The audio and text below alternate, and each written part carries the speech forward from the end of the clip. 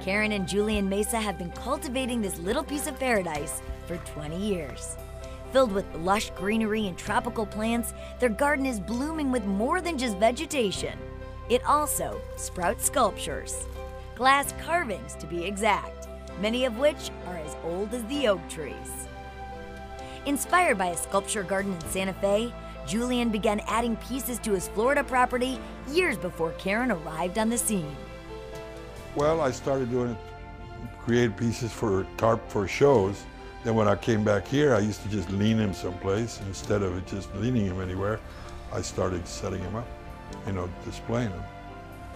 And once she set foot on the soil, Karen and Julian became an artistic team, growing La Mancha Glass Gardens together, sprinkling in their carvings among the ferns, banana plants, and bromeliads. Today there's around 100 pieces, and naturally, nature is a driving force behind many of their creations. The garden is a lovely, peaceful, exciting place to observe nature and take your time on the artwork. Wandering around, one can't help but become enamored by the environment's fragile yet powerful presence.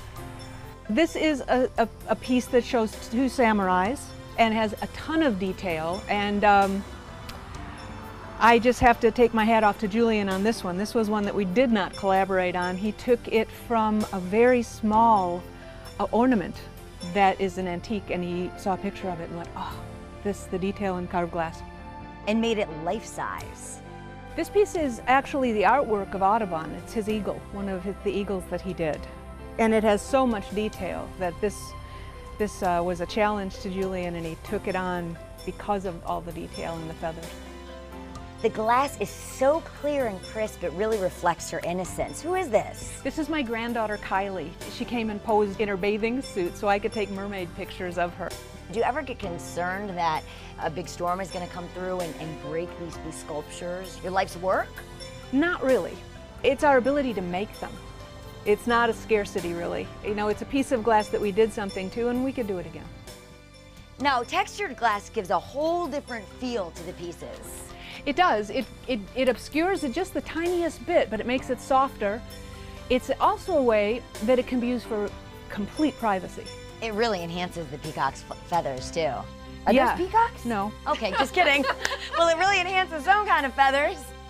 Creating a work often takes weeks, and when they collaborate, Karen draws their design, and then Julian employs a multi-step process that involves tracing, taping, carving, a Darth Vader-like helmet, but most of all, an experienced hand.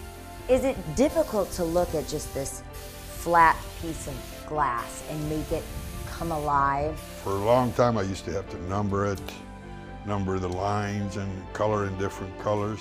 It's like somebody that buys a watercolors, and they could paint. Anybody can paint, but you got to stick to it. It's dirty, it's hot. It's the equipment is very expensive. If you don't take care of your health, it'll kill you faster than you think. It's all dust, all glass, silica. When you think of the garden, what does it represent to you? Visual serenity. It doesn't jump at you. And glass carved is always smooth and soft. Serenity. I say serenity. Free and open to the public, Julian and Karen want everyone to experience the garden, as it's more than just a place for the Mesas to display their art.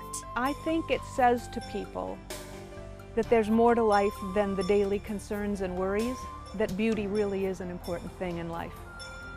That's what I think it says.